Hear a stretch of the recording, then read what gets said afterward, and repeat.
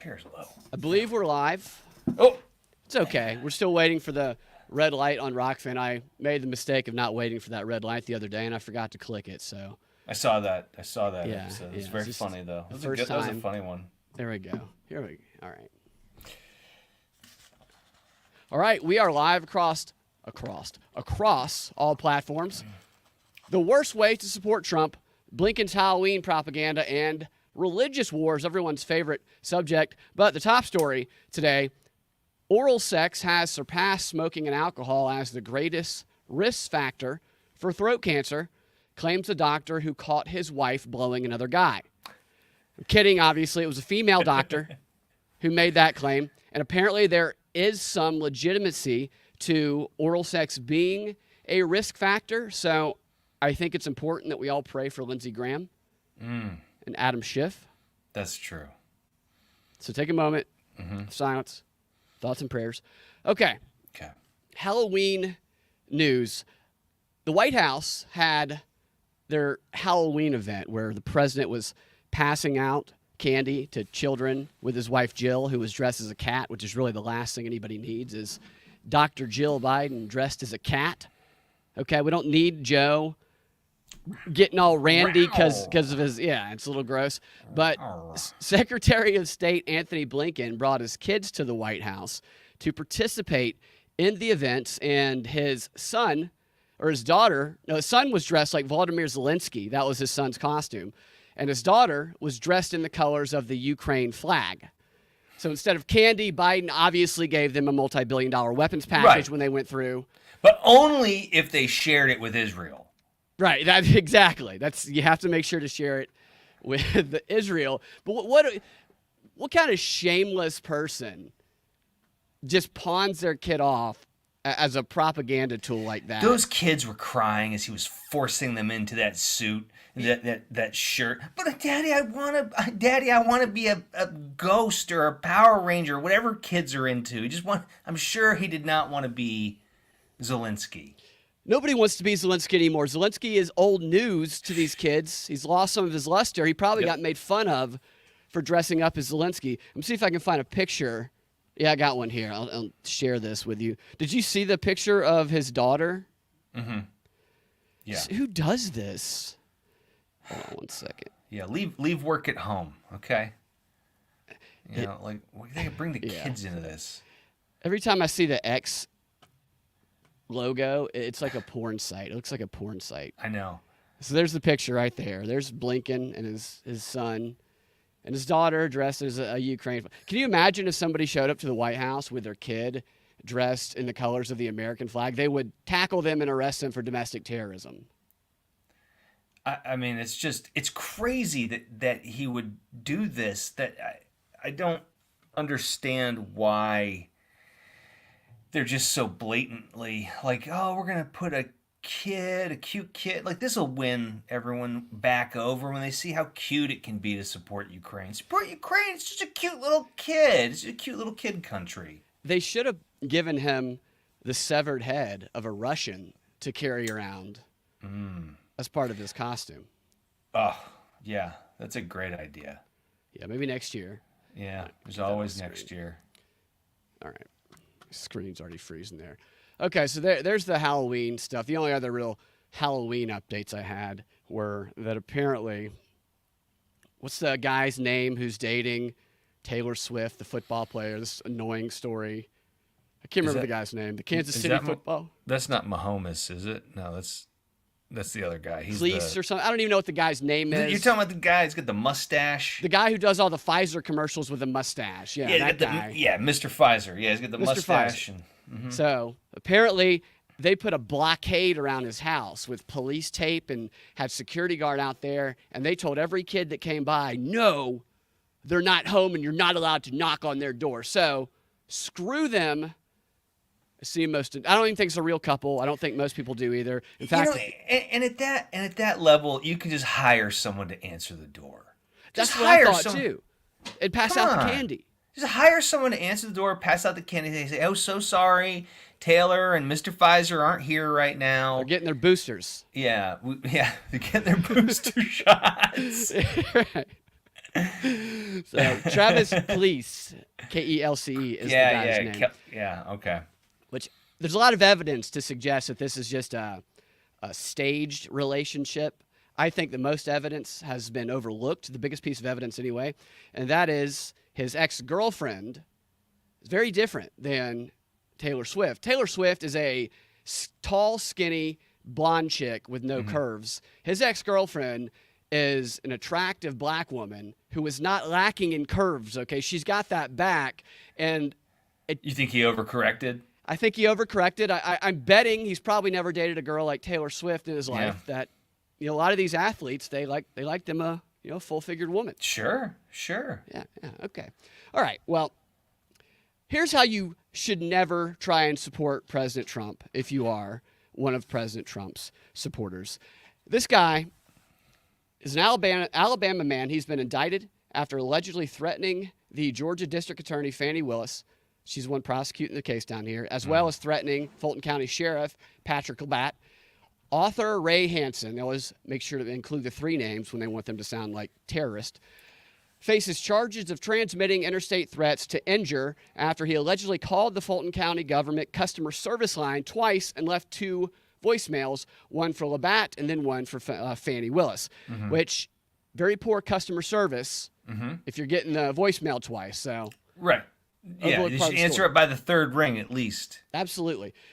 Unless they said, call back and leave these messages. He probably called and they picked up and he threatened the person who answered. Then he said, I need you to call back and leave this as a voicemail so we can have that evidence to use against you. And this is what he said in the voicemail. He said, and this first one I think was to the sheriff, I think. He said, if you think you're going to take a mugshot of my president, Donald Trump, and it's going to be okay, you're going to find out. I should do it in his accent. If you think you're going to take a mugshot of my president, Donald Trump, you think it's going to be okay, you're going to find out that after you take that mugshot, some bad shit probably going to happen to you. Go ahead. No, I mean, all he had to see, he messed up. He just should have said that, they were going to fight like their life. I'm going to fight like my life depends on it.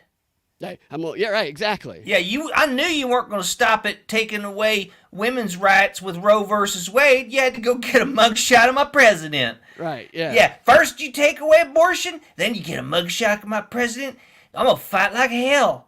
Right, yeah, he's got to give those conflicting messages and say he's just going to fight. But he got a little too specific, though. He continued. He said, whether you got a GD badge or not ain't going to help you none.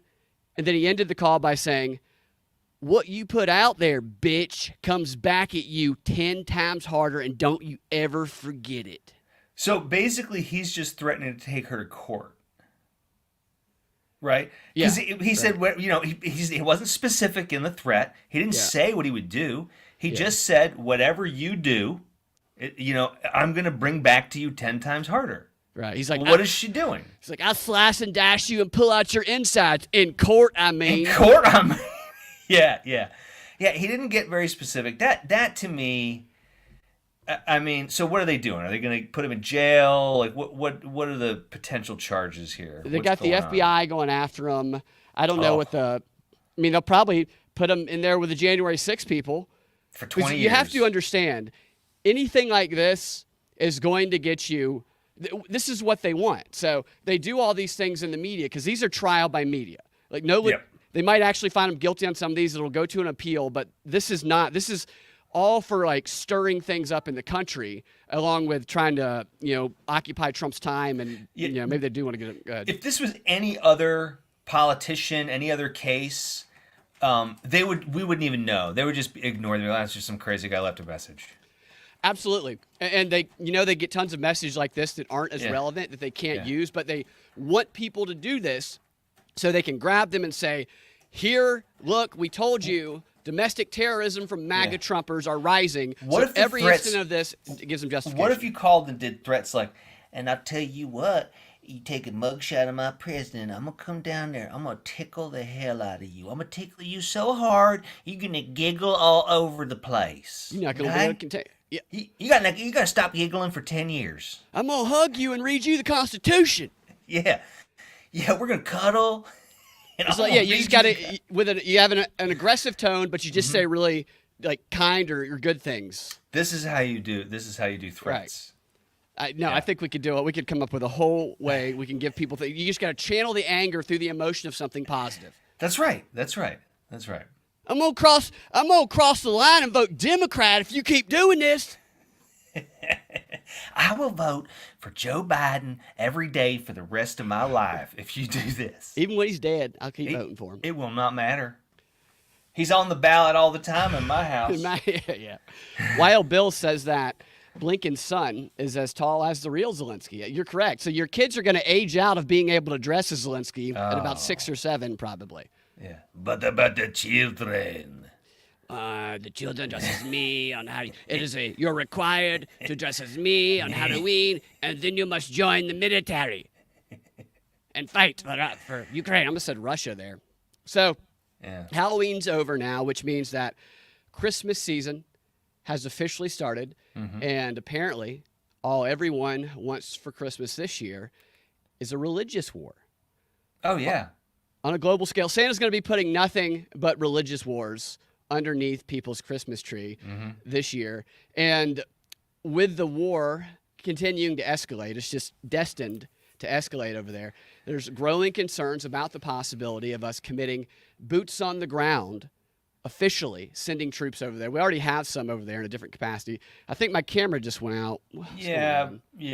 I like how they say that they're concerned that this might happen. Isn't this a foregone conclusion? Yeah, exactly. And that's, yes, I think so. And I want to show you, once I get my camera back up going here, I don't know what the problem is. That's okay. I want to show you evidence that suggests this NSA is correct. just does not want this kind of information getting out. What? That's why they're that's why they cut my camera off? That's why they cut your camera off. I don't know what's going on here. All right, there we go. I just imagine that in the NSA headquarters, there's just like a big control room, right, with like hundreds of monitors, and it's just all kinds of people on the internet. Just right. It's just playing. We all have, so half the world or half the country is the other half of the country's NSA handler, basically. Right. Okay, so you're back up. All right, so this was Kamala Harris being interviewed by 60 Minutes on that question about. It felt like 180. You felt what? I said it felt like 180 minutes watching her 60 Minutes interview. Oh, did you watch it all? Yeah, no, it did. It was only 13 minutes, that part of it, but it was. Yeah. Kamala takes too much Valium and drinks too much red wine. And hold on one second. She says the word "and" a lot. Like that's her filler word. And. How? And. Yeah, right.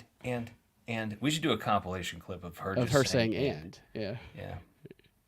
How close is this to becoming a regional conflict that could draw in U.S. troops? We have absolutely no intention, nor do we have any plans to send combat troops into Israel or Gaza, period.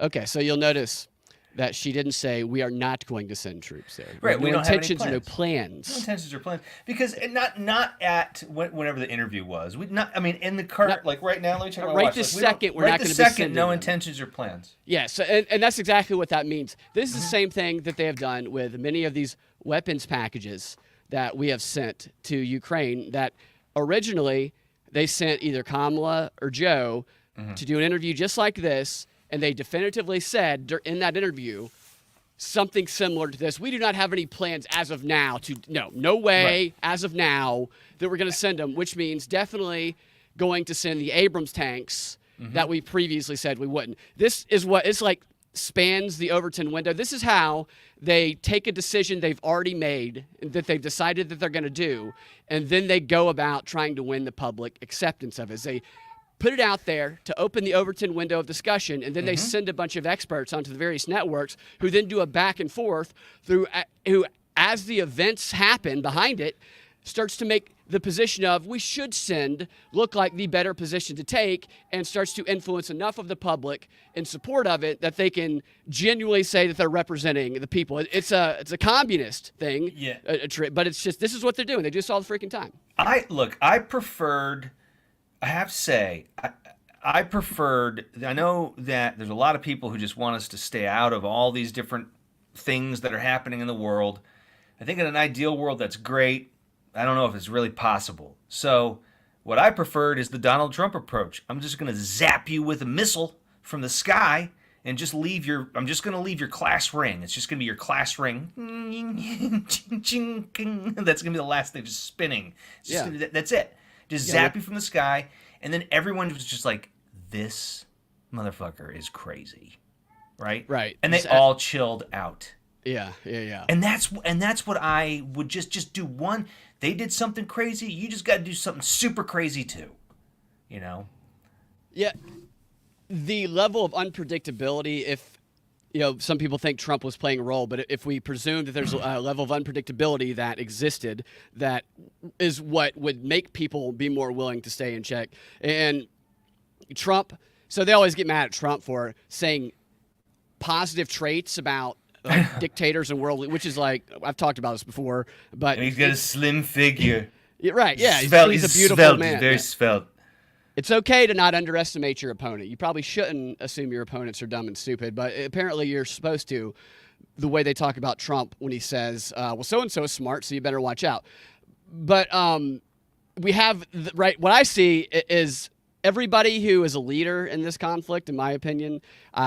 I think is getting exactly what they want. I think the leaders of Hamas and Bibi Netanyahu want the exact same thing. I think they both want all of this going on. They both want the escalation. I think the leader, they keep bringing Iran into all of this, whatever. Well, I think the media definitely wants the escalation Absolutely. for sure. Yeah. Right? They do the same thing all the time. They want to build up. I was interesting because I bet you right now, if you looked at some footage from Vietnam and the way that the media played a role in the unpopularity of Vietnam, I'm not defending Vietnam, but the media definitely had a major role in making sure that Vietnam, the public opinion was against it, and so they can shape public opinion about this, and they're trying to draw this very interesting, like you can't even argue about it. One person says, they killed 1,500 civilians and raped and murdered people and beheaded, da-da-da. And then the other side says, you've killed 10,000 Palestinians a day with your bombing, right? And they can't even have a discussion about... No, right. Right?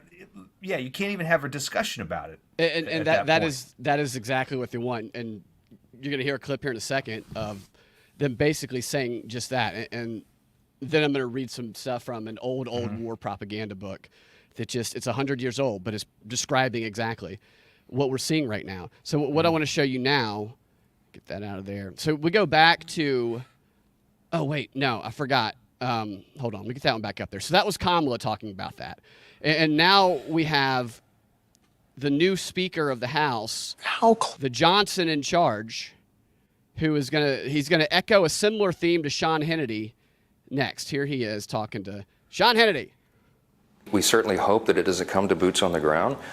If it comes to that, and we communicated this to the White House staff as well today, that we have the Article 1 power in the legislative branch of government, and they have Article 2. They have very limited authority on what they can do to respond without coming to Congress to seek consent. And even my Democrat colleagues, Sean, that are at committees of jurisdiction understand this. So, again, that echoes what Kamala said, but he wasn't as definitively on the no side of that. Oh, he wants it. I think so, too, because of a religious aspect. Mike Johnson wants it. Yeah, definitely. Yeah. This is a real concern, the boots on the ground idea, especially when our military recruitment in most branches is at like a historic low. We don't need many anymore. You see, we have the bravest people in the country are now in the military, the trans people. And so Biden, I'm sure, has a plan to send the bravest among us to protect the weakest of us, right? Yeah. If you're born with testicles, it doesn't matter if you're trans, you could be drafted. They made that clear a few months ago, and people got really mad. Yeah, but that's the way, that's the way the cookie crumbles sometimes. And I think they're going to send in a very powerful force of trans special trans operatives. Army. Yeah, To have sex with the opposing forces. yeah, yeah, yeah. I just wish everyone would lighten up. I do too. Yeah, a lot of people don't want to. They don't want to lighten up. No, I mean Hamas. Look, I think it's really, really important to remember there is one thing that was the catalyst for this was that I'm not even going to get caught up in, well, he knew it was going to happen and this and that. Look, the fact is these terrorists came in, they did some really unspeakable things. And I don't think people should forget that when they're having this discussion. Because it's really simple. I mean, I would imagine that all the people calling for a ceasefire could just very easily go the same thing. Calling for a ceasefire, the same thing as calling for releasing all the hostages is the same thing. So just call for that. Just call for that. Well, people do want the hostages released. I disagree on that a bit. I think it is important who knew and who didn't.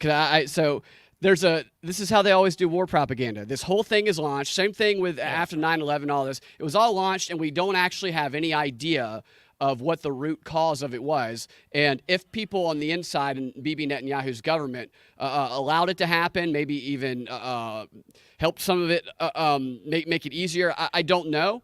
It's a valid question to ask when you look at the facts, and he's even said that he's trying to he's shifting blame to the intel people, saying nobody told him when they knew. And that is important because if they're also responsible, along with the terrorists who killed a bunch of people, if both sides if those leaders on both sides are both responsible, then those are who you go after. So you get the people who are responsible regardless of what side they're on. And that's overlooked, I think, when it comes to, is it an inside job or not? If it is, well, the people inside also are held responsible, and also they need to explain to people why they're not going after the leaders in Qatar, why they are bombing certain areas, like all of that. And this at least cut their room service off. At least cut their room service off. But you can't have that conversation. You're right. You can't ask these questions without people calling you whatever slander that one side or the other are calling each other. And that is the design of war propaganda, is to eliminate people who ask questions. It's confusing, I'll be honest, man, because confusing. Throughout the day you definitely get different emotions. Like, I'm not gonna lie, there's a part of me that gets swept up every once in a while, like, wait a minute, did they say that there's a threat to Western society? Right. Well, I'm part of Western society and I kind of prefer it, right? No, absolutely. That's what gets me, is when they go, well, it's a threat to West, because they'll put out different things like, oh, it could threaten this, it could threaten that, and eventually there's gonna be one that pings you that No, and they do that. They go for the different. So I'm reading through this book again, this 100-year-old book, and it's talking about how the different demographics in society. You have a spokesperson and a message that appeals to all of them directly for the same ultimate goal. And now they can do that in a more sophisticated way than ever before because of the data that they gather about people. But also the military. So the Air Force. This is what I want to relate to this. The Air Force they changed their recruiting standards because they have had the lowest recruiting turnout or success since 1999, and they have increased the age of the youngest recruits to 42 years old. Oh, dang it! I mean that's so 17 to 42 years old now. Fathers can join with their sons or daughters if they want. Hopefully they do get enough people with this. Also, Space Force is taking on this same standard. Space Force could they could raise the age limit even higher, because you'll be in space and there's no gravity. Right, you don't age in space. You get younger. You don't age in space. Right? You get younger. You just travel around the Earth backwards. You can spin time backwards. Right. Absolutely. Yeah, you can go back in time in space, so they shouldn't matter about age. Yeah. They also changed they relaxed their standards where it's a 2-year program, pilot program, that allows a do-over for applicants who tested positive for THC during their initial physical exam, which They get to eliminated. test positive again? Right. So yeah, see, even if you test positive this time, yeah. Well, that's a good question. It didn't. This was yeah. That's a good question. Can you join even if you test positive? What the F is going on with my phone here? I might have to hold on one second. That's okay. Technology is getting me again. Go ahead. No, I mean yes, I'm fine. I'm fine with drug testing for the military. Sure, why not? I guess where I'd like to see drug testing for all government jobs and less drug testing for customer service jobs. The customer service jobs, that should be, you're allowed to do drugs, right? I think that you should do drugs. You should be allowed to do drugs. Mild painkillers, all kinds of stuff. If you work customer service. I think once you get hired, you should be given a grab bag of drugs. Right. But no, I think it would be fun to force powerful politicians to take drug tests. I think that would be so much fun. That would be, that'd be a great reality show. Oh yeah. Oh my gosh. Like who's the guy that does the the ancestor show? He gets famous people on, and Ben Affleck's like, "Yeah, please don't tell anyone that my family owned slaves." Do you remember that? I haven't seen that. I know. I was read you know what stories I'm talking about. it, Gosh, it's like a PBS show. I can't remember that guy's name, but it'd be great if they did that with drug tests for politicians. I think we could do that, and I would love to also you surprise a politician with an inspection of everything on their personal hard drive, laptop of their personal, or hard drive of their personal laptop. Yeah, yeah. We'd be outing a lot of pedos. Yeah, I know. It'd be great. Call it Find Compromising Information. That could be the name of the show. Oh. Here we go. Remember we used to take people's cell phones out of their hands for that text in hand game? Yes, people get so anxious. I know. Yeah. Reading their real text messages as if they're lines of dialogue in a play. Yeah. Okay, so here's Johnson again. Speaking of what we were just talking about there. Here is him regurgitating verbatim talking points from Mitch McConnell, one that I played from you the other day, and this highly influential counterterrorism guy from Israel. I can't remember his name, but I'm going to play the Israel guy after this. Here's Johnson. Around here, people throw around the phrase existential threat. They have an existential threat every day. I mean, their neighbors want to eliminate them and wipe them off the map. So Prime Minister Netanyahu is resolved. I've spent time with him personally. I know him as well. I think he's a strong leader at this important time, and I think he's going to do what is necessary. And America will back him up. I mean, they tell us when we're in Israel, and you've been there, they say the reason that we are able to sustain ourselves and survive is because everyone knows that our big ally is America. We know that Iran is directly tied to all this. These are Hamas and Hezbollah are proxies of Iran, and they're tied in now with Russia and China. I mean, it is a new axis of evil. So remember I played the clip, the new axis of evil from Mitch McConnell the other day? Oh, yeah. They're all going to start using that now. They are. They're totally going to start using it. I can't remember this guy's name. This guy is a very highly influential global figure, and the audio's not great because maybe he's in a war zone, but he's echoing some of the similar things on CNN the other night. Okay. Israeli leaders and the public at large refers to the situation in Gaza, to the war in Gaza, as an existential war for Israel. And one should wonder, how come you have a group of terrorists, huge group, 3,000 terrorists infiltrated to Israel, butchered 1,400 Israeli civilians, but still this is not an existential threat to Israel. So how come we refer to that as such? Because we need to understand the bigger picture. And the bigger picture is that Hamas and the Palestinians at large are only a tool in the toolbox of the monster, which is Iran.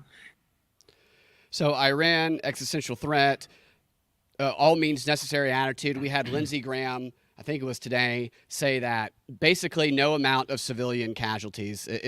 They're all okay. It kind of sounding like it doesn't matter. We must kill them all because it's an existential threat. And this is just trying to shape public opinion to where people accept that as the standard because of the moral high ground. This is the line that is always crossed, is people violating their own principles and values for the greater good. Right. Yeah. You know, right. we have a bigger threat, so this one time we're going to do this thing that we're vehemently against. Absolutely. And that, when you combine it with you're not allowed to ask any questions, is when you can get in dangerous territory. And then years later, a lot of people are disillusioned because they got bamboozled once the truth starts to come out about some of the things. At least in the past, there's a lot of examples of that happening. And here is this same dude telling us we're not even supposed to ask questions about it or criticize it at all. Kamala drinking. That the international community should understand that they have a role here. And the role is not just to stand on the fence and criticize both sides and have some politically correctness statements. That is the textbook effort of war propaganda. You're not supposed to have an either side thing. Yeah, we're not supposed to stand on either side of a fence and have this sort of political correctness. What is he What he's saying there is the role of the international community is not to question Israel. It's not to criticize both sides. It's not to see this as both sides. One side, and you don't question any of the methods being used by Israel because of this existential threat that is posed by Iran. And he's speaking to, because she brought up a question earlier, he had a really long-winded explanation, so I just took out the relevant part. But the question was, what's your counterterrorism strategy when the public sees all of these civilians in Gaza dying, and they're not okay with that? Well, and basically, that was his short answer. Everyone's being sort of hypocritical, right? I mean, you've got people who, on the one hand, like Iran and all these other countries, if you said one criticism about what they did within their borders or how they related to another country, they would tell you to go to hell. Pound sand. This is our business. This is our sovereign business. Get the hell out of here. I mean, so you can't have that principle when it's convenient, right? Right. And that's you either have to have it or you don't, right? So in this case, I personally look at this issue as, and I think the way to look at it is this is a domestic issue for Israel, right? And really hope it doesn't spill over into something bigger. So yeah, do I like? I don't. It's their issue, you know. So and I don't think we should be sending them money.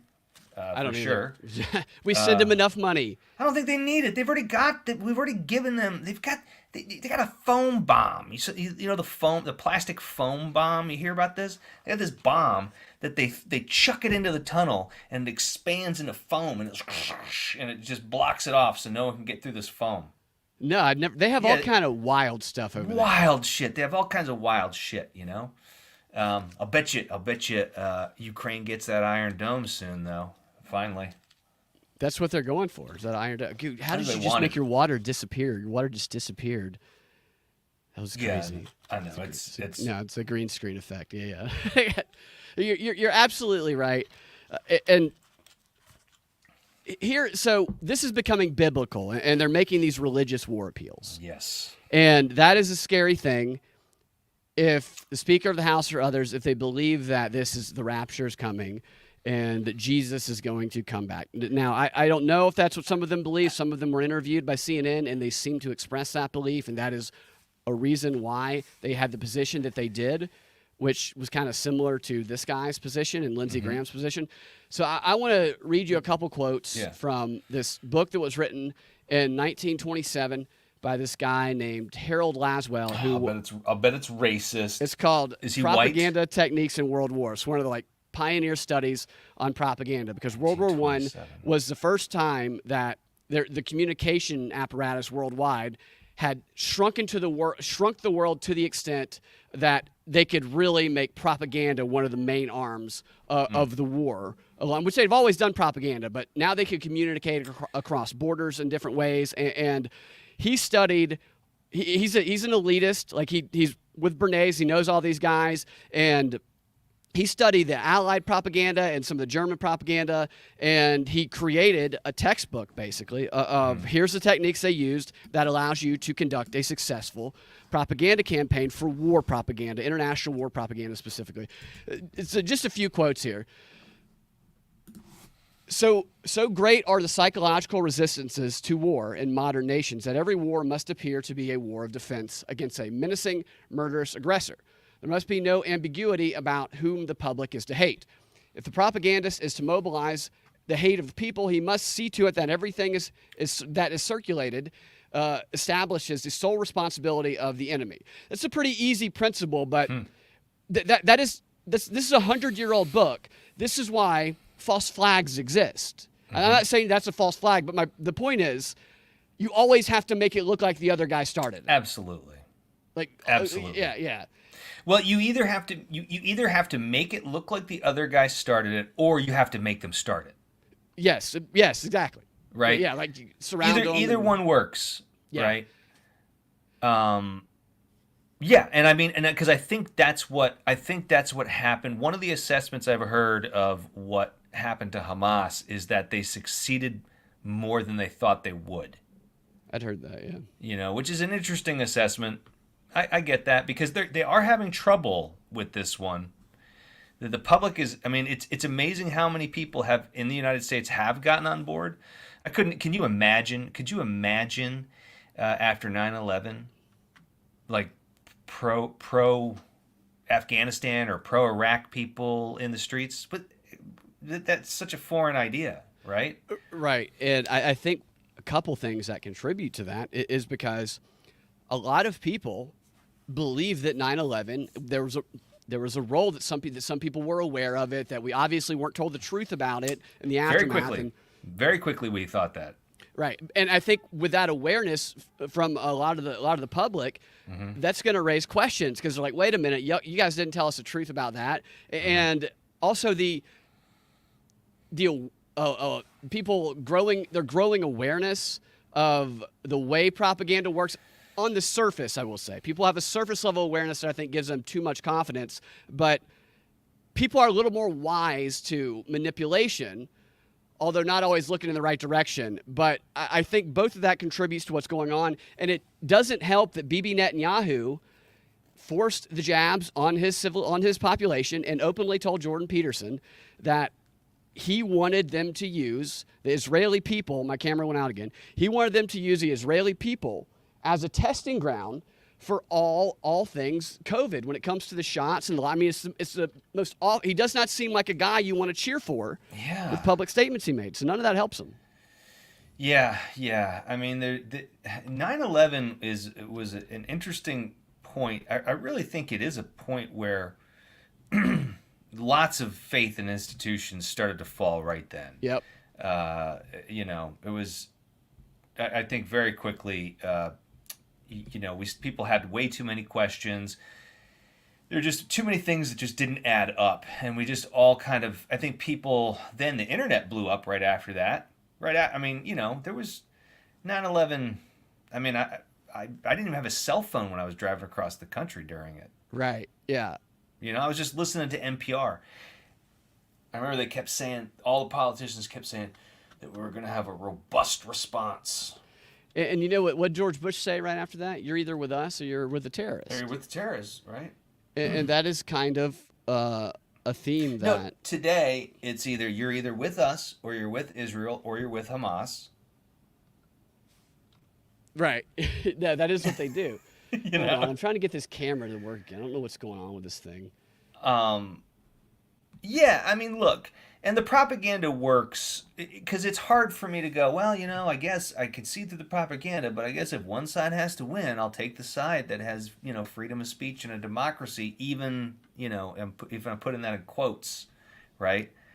I don't know. It's... Well, see, some would argue, though, that we don't. We're like I know, the freedom that's what of I mean, speech thing.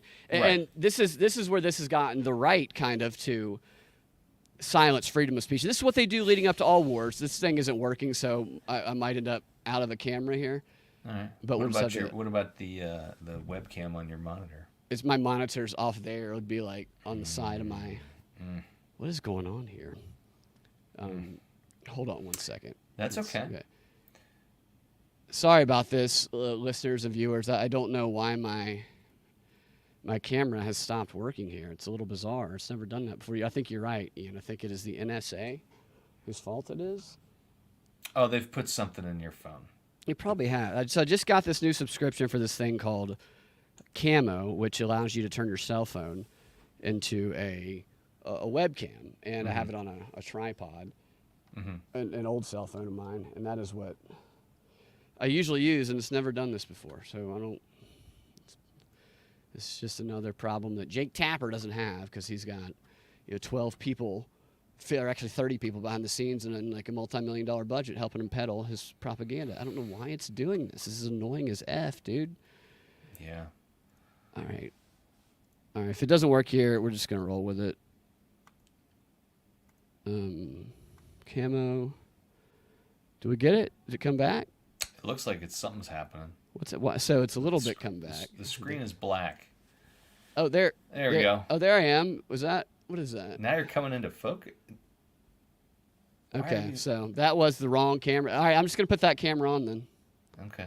It's gonna be the dark one, if I have to. Sorry. That's all right. You're frozen. You're frozen. Yeah, this is bullshit. Prove that. Get this back. Dadgummit, man. What's going on here? All right.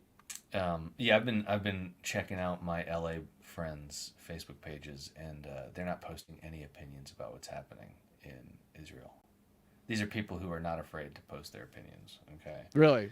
And they are posting absolutely zero.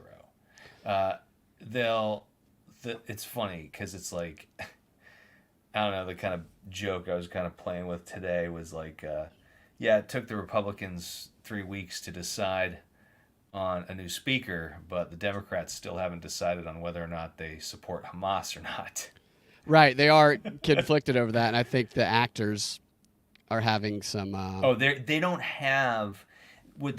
They don't have someone that they can look to. Like Neil deGrasse Tyson hasn't come out and said science tells us to support Hamas. They don't have, none of their thought leaders have told them what to believe. Just so everyone knows, welcome to Quick Bits with Ian Covell. Okay, it's over now. It kicked Brad's me out. back. I don't know what's going on. It's all right. We're professionals. We can keep this going. Brad and I have done comedy shows in basements with mold growing in front of audiences of 10. So things like this where Brad can't get his camera working, these aren't going to throw either one of us. This is actually us succeeding. Yeah, this is something that needs to be figured out. My cat is going crazy. What's your cat doing? He's just meowing like crazy. I had to separate the two. I have a 7-year-old cat and a 1.5-year-old cat, and the 1.5-year-old is just driving the old one crazy. It's just jumping on him, beating him up. Poor guy. And he's got a hip problem, so I got to start giving him. So he hates him. Yeah, they're not. Yeah, they're not really good friends. I had to rescue the other one. He literally was trapped in a ditch. Yeah, I remember. And nobody would take him, so I ended up having to keep him. And now it's like I got one that says, "No, this is my territory, and you can have that territory to the south and to the west." And he's like, "No." So you have an Israel and I have an Israel and a Palestine. Palestine. Yeah, I have yeah. Israel. I have a Jewish cat. And a Muslim. Come here, buddy. Okay, if this last thing doesn't work, we're just gonna roll with it. Yeah, I don't know what's going on here. I apologize to everybody about That's okay. these problems here. I need to get my money back Meow.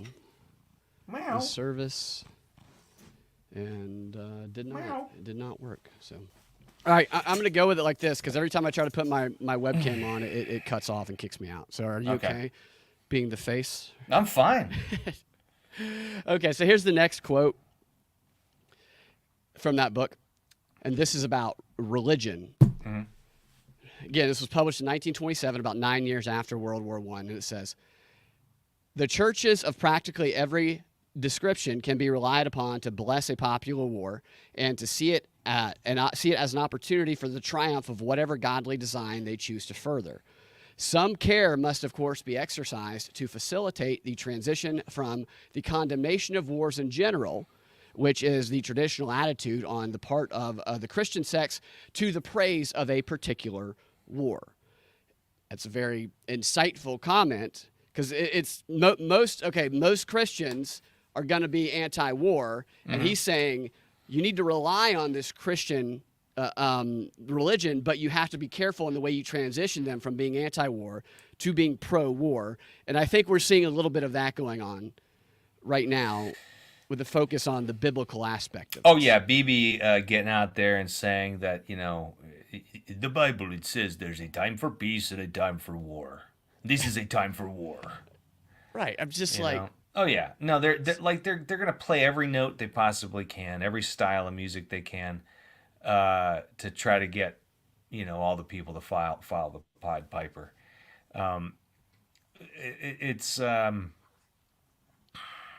Yeah, that's why I say it's a foregone conclusion. I mean, it's scary because I don't know. I think we could definitely be dancing towards some sort of nuclear war. Yeah, it's going to be a party. If we're going to, somebody's going to be the last civilization in society. Might as well be us, right? Well, I'm thinking about becoming Amish. I don't speak a lick of Pennsylvania Dutch, but it can't be that hard to learn.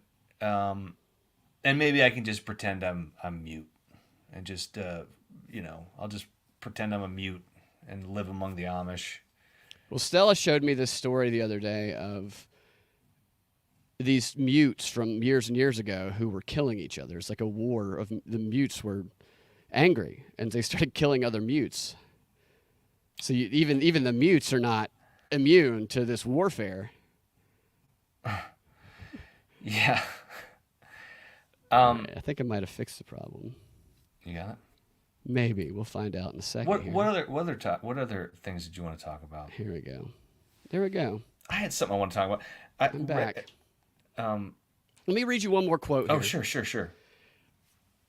Which one? Oh, wait, two more quick ones. Good, you're back. Yes. Pressure's off. Oh my God. Since the flaming vocabulary of religion still has the power to move the hearts of many men, it is a poor propagandist who neglects the spiritual and religious interpretation of war by the spokesmen of every sect. Each religious body must be brought to see in this discomfiture of the enemy a triumph for its gods and its priests and its dogmas.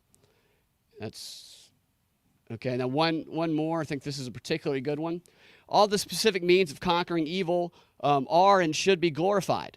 The cult of battle requires that every form of combat, exhortation, enlistment, food saving, munition making, killing the enemy should have the blessing of all the holy sentiments. In Christian countries, precautions must be taken to calm the doubts of those who undertake to give such a book as the Bible an inconvenient interpretation. Oh, my screen just blinked out. Give me a freaking break. Unbelievable. All right, so the last part of that quote, did you hear most of that quote? I did. I heard it all. The last part of this is the best part of it. In Christian countries, precaution must be taken to calm the doubts of those who undertake to give such a book as the Bible an inconvenient interpretation. It is always expedient to circulate the arguments of the preachers and priests who are willing to explain how you can follow Jesus and, at the same time, kill your enemies. Thank you, Tony, for that tip. I appreciate it. Yeah, no, I do think that even in the they're definitely getting the Christians on board with this. They're getting the holy war thing started. What was I going to say about that? There was something about that quote. What was the first part of the? Oh, I know. There was in a part of that quote. It said, we talked about getting people behind this by helping, with food and basically helping with the battle, right? Yeah. This is one of the problems I think that our government is having and modern governments are having is those days are over, right? There's a capitalist war machine. There's a big military-industrial complex that creates all of these munitions. So we don't have to save tinfoil to help the troops anymore. Right, They've sourced all that. We don't have to. So that's why I think they're trying to get something to us to get morally engaged to justify the gobs and gobs of money they keep shoveling towards this thing. I mean, I talk to liberal friends and they literally have the viewpoint that money is imaginary, which it is, but they're like, money is imaginary, and American money, the way people feel about it is very confident, so we can just print as much as we want, doesn't matter, another trillion, it's all fake anyways. Right.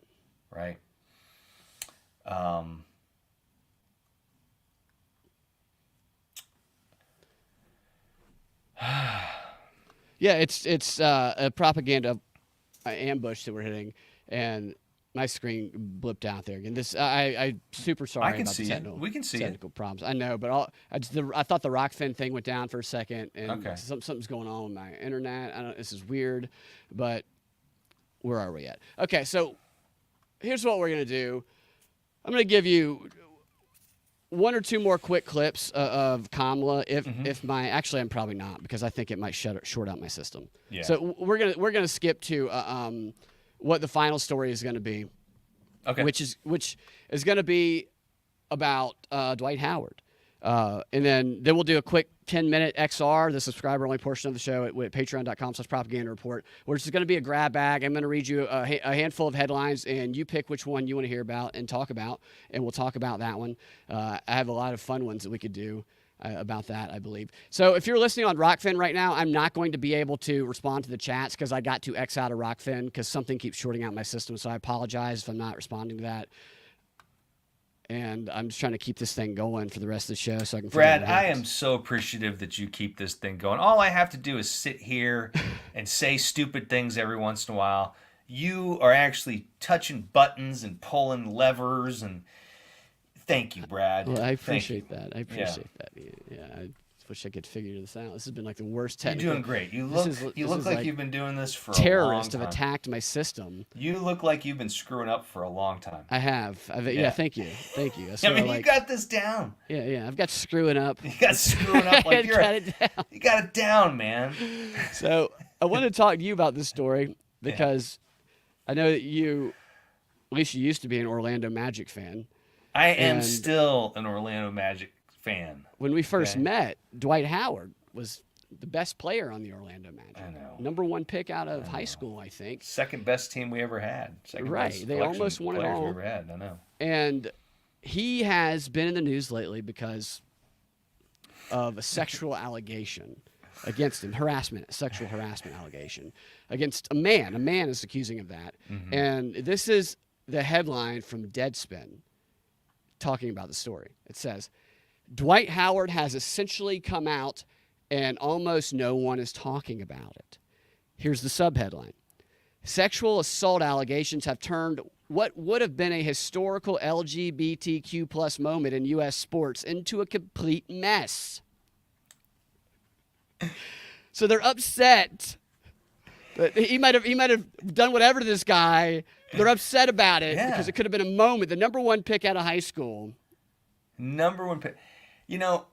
It also, the reality is nobody fucking cares if you're gay. I know nobody does. Nobody fucking cares. Nobody cares. Shut up. Stop telling people you're gay all the time. Stop having these coming out moments. Nobody cares. It's not a big deal. To me, that's what's funny about that is you can't have it both ways. You can't say that America is one of the most intolerant, cultures towards homosexuals, right? You can't say that and have no one give a shit when Dwight Howard sends text messages saying, think about that meat to another that's man. What he said. I know. Think about that meat. Yeah. So the story is... So Dwight Howard, a little background on him, by the way. I think in the NBA, well, at least when he was in the NBA, I believe that he was, I think, number one ranked at having the most children by the most baby mamas across the country. Because that's the thing with the NBA is they have historically had, because they're on the road all the time, lots of baby mamas, some of them with just like 10 children. I can't remember the number one ranked guy of all time, but Dwight Howard has like something like 9 kids with like 7 or 8 women. And maybe he's just not gay. Maybe he's a man who has sex with men. Maybe he's like Dwight. Maybe he's like Wayne Brady. He's polyamorous. He's polyamorous. Yeah. Or what did he call that again? Pansexual. Pansexual is what he called it. So the reason they say that he's essentially come out is because his defense in this case, which stems from 2021, is that the sex was consensual that he had with the man, and the other guy released all the text messages as evidence. I'm gonna. You already mentioned one of them. I'm going to just read a couple of them to you. That are the more interesting ones here. Let's see here. All right. I think we can start. Okay, that's what's up. No, skip that one. Just waiting on you to... All right, so he's talking to this guy on Instagram, who that's how they met. And... yeah, so Dwight says, who am I talking to? And the guy says, I'm Steven, my bad. Then he gives my main IG, and then Dwight likes that. And then the guy goes, thoughts, LOL. And Dwight says, I was waiting for you to send pics. And then the other guy goes, oh, I got you. And then Dwight responds, they deleted the pics, obviously. Dwight responds with, he wants more. And then the guy says, I got you, Poppy. Also, what are you into? You like freaky shit? And Dwight says, yeah, I'm into freaky shit. And then Dwight goes, now I want you to know I'm not like gay or anything. I'm just all nasty sometimes. I don't want to offend you. So he's asking for freaky gay shit while making sure he knows. I'm not gay, okay? But send me some more of that I just D. I just like some D. And then it's hilarious. So the image, because they removed all the images in the movie. So after Dwight sent this one, what you see on the DM chain is Dwight loved a movie. Dwight loved an image. Dwight loved an image. Dwight loved an image. Dwight loved a movie. So he hearted all of them.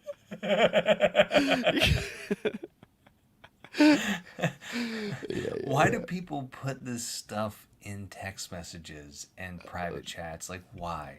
They don't think, like, especially if you're Dwight Howard, you don't think the person's going to keep it and use it against you one day.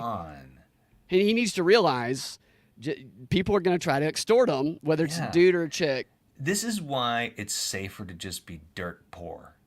Really? Nobody's saving your text if they hooked up with a dirt poor person. They're deleting the text. So nobody knows they hooked up with a dirt poor person. Yeah. But yeah, here's the one. So the guy messages, after Dwight had messaged a devil face to him. I didn't see what was before that. The guy says, what's up, sexy? And what does YUD mean? YUD? You up, dude? What does that mean? YUD? I don't know. I don't know what that means. But the guy responded with, was helping my sister cook, just chilling. Now, what are you doing? What are you doing? And then he goes, what are you doing, babe? And when he says, what are you doing to babe to Dwight, Dwight says, thinking about that meat. Think about that meat. And then the guy says, about you that trouble. Baby back. Yeah. Guy says, you trouble. And then Dwight says, LOL, oops, I want it. And the guy says, when? And Dwight says, now. Yeah. And then is there anything here? Oh, my God. I didn't even see this one. Okay, so at one point the guy says, or Dwight says, damn, after the guy sent a tongue and sent a video. Dwight Howard would be one of the scariest people on the planet to have sex with. He's like 7 feet tall. Man. He is he's like, what, one tick shorter than Shaq? Or is he, he's taller than Shaq, I think. I think he's right around Shaq's height. Yeah. Everything is got to be enormous, right? Everything has got to be enormous. So, yeah. Like, what do you do when you get someone like him naked? What's the first thing you do? You get a ladder? Yeah, just get a ladder. Get a step ladder to get up. Call a small crew to help you? Maybe this guy is also 7 feet tall and it's just like a war. Jeez. It sounds like a lot of work to have sex with someone that huge. I would think so. And at one point, Dwight sent to him, "You have some cum shots, LOL," Oh, and then he just jeez. says he wants to see more of his dick. More of it. Yeah, maybe it's so big. It just showed like real extreme close-ups. Like, Yeah, just zoom show, out yeah, on it. parts Show me of it, more yeah. of it. You got to be. You can't show it all at once. It's like just Yeah. Maybe Right. he had an outfit on it, and he took the outfit off. So there's Dwight Howard doing that. Yeah, you're. Who cares who's gay? Who? I don't care. I don't give a rat's Who fucking ass. cares? Who cares? But also, I'm going to giggle about two dudes who are like one of them's a jock saying, "Think about that meat." That's always going to make me giggle. It wouldn't make me giggle if like a flamboyant guy said that, right? Because it's like, yeah, no big, yeah, I expect him to say that. But when Dwight Howard says, "Think about that meat," that's fucking hilarious. It's the only thing you think about when you're watching him play basketball. if yeah, that's ever- it's all I'm going to see. It's gonna be, that I mean, he could still be playing. He would be playing Yeah. a bench. He's playing in Japan or China or something. every time he misses a foul shot, we're going to know why. Because he was thinking about that meat. Right. He goes, like, yeah, I bet he's getting a lot of that meat over there in China because he clearly doesn't seem to mind whatever Yeah. it is. I think he responded with something like, "I'll put my wood wherever" on Instagram recently. Oh, yeah. Maybe that's what he told the judge officially. I do not know, but that's going to be where we wrap up that DMB, and then we'll do one quick story here in the XR before we get out of here. Thank you guys for listening. I apologize about the technical problems. I really do. This is the worst that has ever been. But we will get it corrected. We did it, Brad. We did, and thank you, Ian, for holding it up while I was figuring all that out. We will talk to y'all next time. Ian, tell people where they can find you. Hey, you can find me on Twitter. My parody account, Reginald V Actor. He has lots of fun things. Recently, like he basically he's so progressive that even progressives can't out-progress him. Fantastic, and he is very, very progressive, and we'll have to have him on the show sometime again. He'll have to come back on. Thank you guys for watching. We'll talk to you next time. Have a fantastic rest of your